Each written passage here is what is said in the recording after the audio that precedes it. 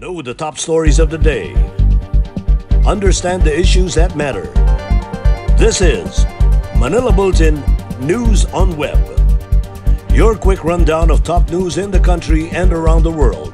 Manila Bulletin, celebrating 120 years of timely stories and timeless truths. Be fully informed.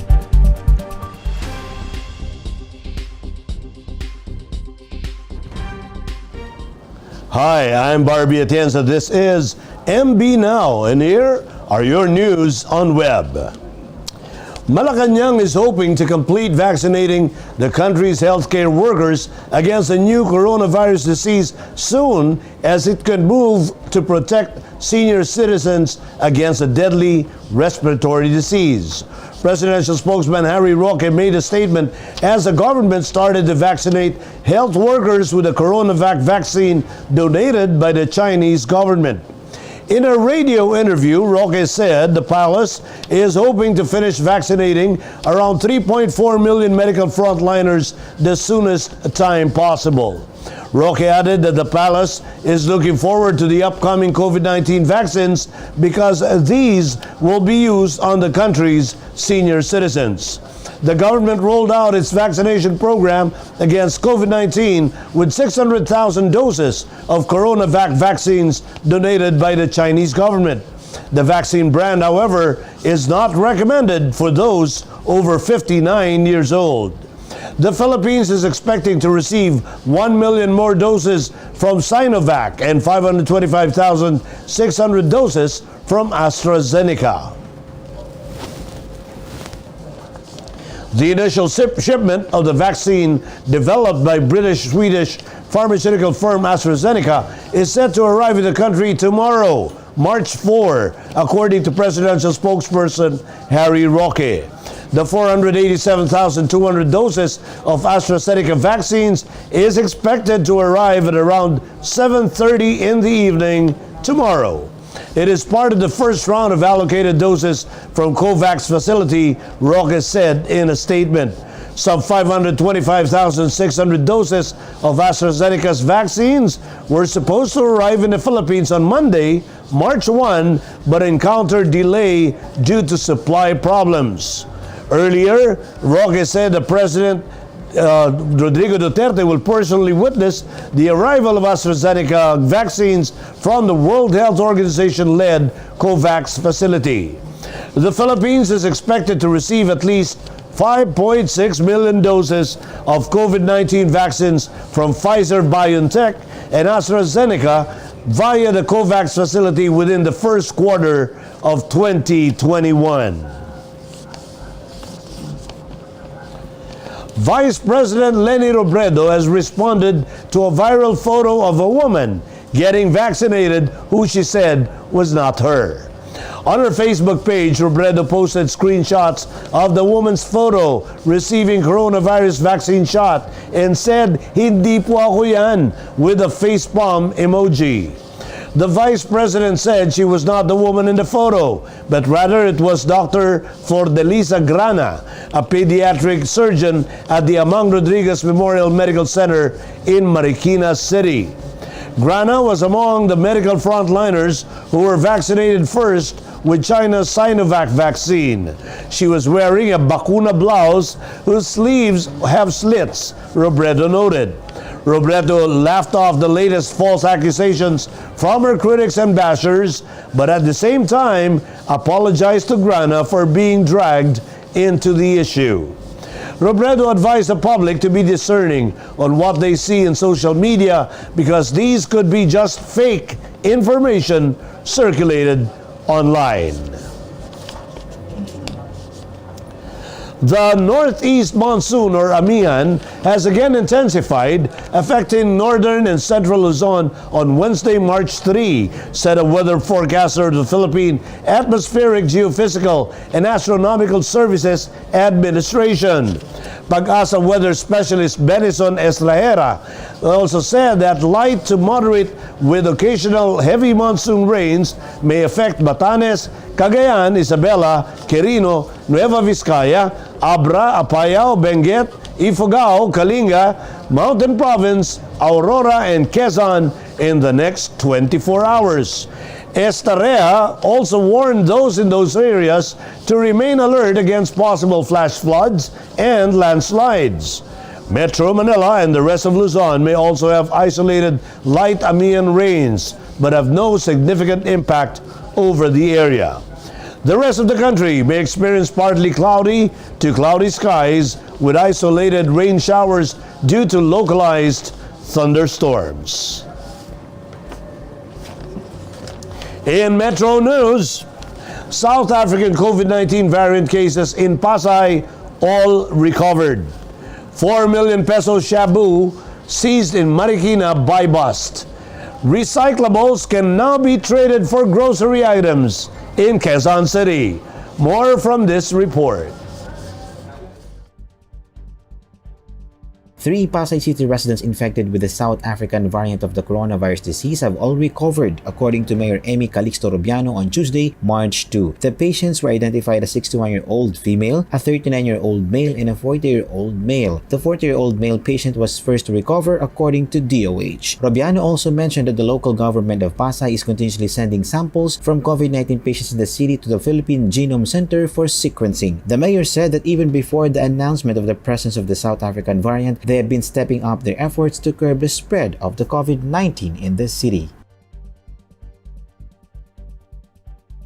More than 4 million worth of shabu was confiscated from 3 suspects in a buy-bus operation in Barangay Barangka, Marikina City on Tuesday, March 2. The suspects were identified as Amelita Kahanap Presto, 58 years old, David Joseph Roque Eje, 43 years old, and Argel Tolentino Ignacio, 25 years old. Police said the suspects were apprehended aboard a black SUV with plate number NDR4421 after joint elements of the Philippine Drug Enforcement Agency and Marikina City Police Station Drug Enforcement Unit conducted the operation at 6:10 p.m. at the River Banks Walkway. Seized from the suspects were some 600 grams of shabu amounting to 4,080,000 pesos, cell phones, IDs, and bundles of money. The 3 suspects are now in the custody of police and are awaiting inquests.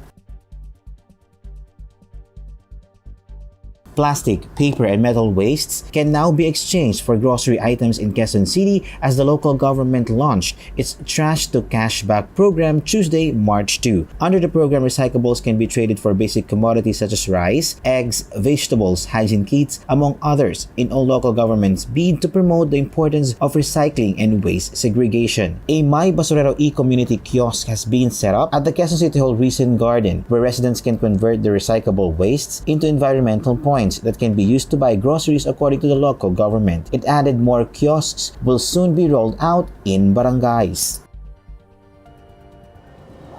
Here are the top news in other parts of the country. Baguio City also ditches COVID test requirement for tourists. Cabanatuan City puts up COVID-19 vaccination centers. 6 private armed group members yield to cops in Maguindanao. Here are the details. Baguio City has followed the trend of not requiring local tourists to present a negative RT-PCR test or swab test result before setting foot in the city. Baguio City Mayor Benjamin Magalong confirmed that swab tests are no longer required unless mandated by the tourists' accommodation establishments or public transport providers. The amended executive order also indicates that other travel requirements have also been dropped, such as travel authority and the mandatory quarantine except for symptomatic travelers. But travelers are still required to sign up on the city's registration portals at visita.baguio.gov.ph for tourism, personal, or leisure travels, or at hdfbaguio.gov.ph for returning Baguio residents and other traveler classifications. The Cabanatuan City government is preparing the sites for the vaccination against the coronavirus disease. Mayor Micah Elizabeth R. Vergara said the main inoculation center is located in front of the City Hall compound, while waiting for its completion are 15 satellite vaccination centers in covered courts of schools in the city's different villages. Meanwhile, a 32-unit molecular laboratory aimed at stepping up the city's response against the dreaded disease is expected to be operational by late March or early April this year. 6 men belonging to a private armed group or PAG operating in Maguindanao voluntarily surrendered with their firearms to police authorities in the Bangsamoro Autonomous Region in Muslim Mindanao or BARMM. Surrendered firearms include one mini Uzi machine pistol, a homemade M79 grenade launcher, an M14 rifle, a homemade 12-gauge shotgun, a .50 caliber sniper rifle, and ammunition. The PAG members surrendered through the intensified PNP Oplan Paglalansag Omega and Oplan Salikop operations conducted by operatives of the Police Regional Office of PARMM. In world news, Biden sees faster U.S. vaccine timeline as pharma giants join forces. Indonesia's erupting Sinabung volcano belches column of ash. And a Canadian man danced on frozen snow after getting inoculated by a COVID-19 vaccine. Let's watch this. President Joe Biden said Tuesday the United States would have enough vaccine for its entire adult population by the end of May, as he announced a deal for pharma giant Merck to produce the shot developed by rival Johnson & Johnson. Biden's administration will leverage the Defense Production Act to provide an initial $105 million for Merck to convert and equip its facility to safely manufacture the vaccine. The J&J vaccine is the third to receive U.S. regulatory approval for emergency use, but the first that requires a single shot as opposed to 2 jobs. Biden also said Johnson & Johnson-owned vaccine manufacturing facilities will now begin to operate 24/7. This would enable J&J to deliver close to 100 million doses to the United States by end May, instead of June as previously pledged. Indonesia's Mount Sinabung erupted on Tuesday morning, spewing a massive column of smoke and ash up to 5,000 meters into the sky. The volcano on Sumatra Island started blasting debris early in the morning, according to local geological agency, which recorded 13 bursts. Authorities have instructed residents to avoid a 5-kilometer radius around the crater, a zone that has been left unoccupied for years as volcanic activity increased. No evacuation orders have been issued, and there has been no reported flight disruption. A Canadian can help but dance onto the snow after getting inoculated by COVID-19 vaccine. Gurdeep Pandit performs Bhangra, a dance from Punjab, on a frozen lake in Canada in a video that posted on Twitter to celebrate his vaccination against COVID-19. On his tweet, he said that he's forwarding joy, hope, and positivity across Canada and beyond for everyone's health and well-being amidst the pandemic. His video garnered almost 1 million views and thousands of likes and shares in various social media platforms. In entertainment, Walt Disney Studios recently revealed that Asia's sole supreme diva, Casey Tandingan, will be lending her voice to its upcoming animated film, Raya and the Last Dragon. She will be singing Gabay, which is historic as it will be the first ever Filipino language track on a Disney movie. In an Instagram post, Casey said that she's grateful to be chosen to sing the first ever Disney track in Filipino. Prior to Casey, Filipino singers who have officially recorded versions of Disney theme songs include Janela Salvador for Moana, Moira De La Torre for Mulan, and Darren Espanto and Morissette Amon for Aladdin. Gabay is set to be released on March 5 on Spotify. In sports, looks like Manny Pacquiao will be settling for a different boxer who goes by the Garcia surname. But it's not Ryan Garcia, instead, it's Mikey Garcia. Garcia revealed that he's set to clash with Pacquiao in the boxing ring in May. In an interview, Garcia said that it's been in the works for a long time, but it seems like all of the parties are now on board. Garcia last saw action in February last year, winning via unanimous decision against Pacquiao's former opponent, Jesse Vargas, while the Filipino 8th Division World Boxing Champion has not fought since scoring a split decision win over Keith Thurman last July 2019. Pacquiao's camp has yet to make its own announcement regarding the bouts. In today's Tech Talk, the Manila Bulletin Tech Lab team checks out a newly launched smartwatch from a young tech brand and finds out what it can do. Let's watch this.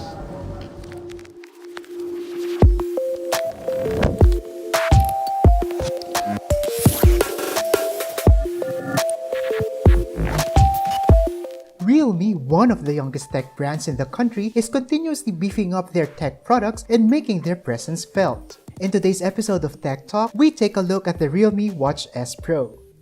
This newly launched smartwatch has a 1.3-inch screen that is HD clear and has auto brightness capability. The watch's user interface is also very easy to navigate and the information is well laid out.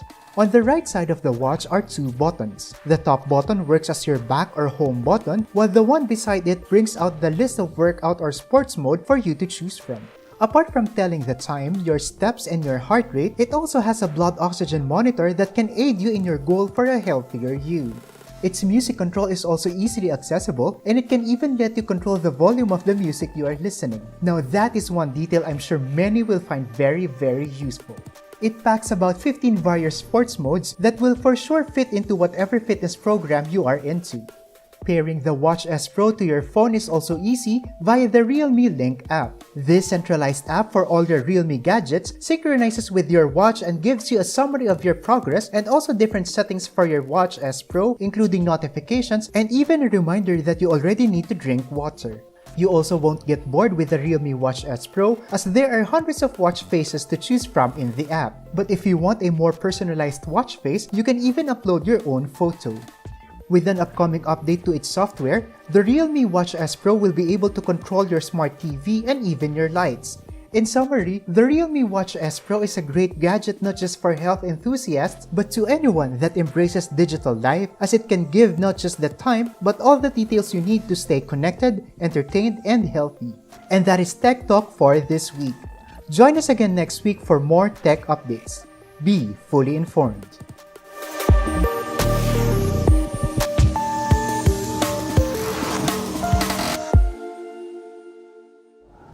Well, a smartwatch that is affordable with high-end look and capability.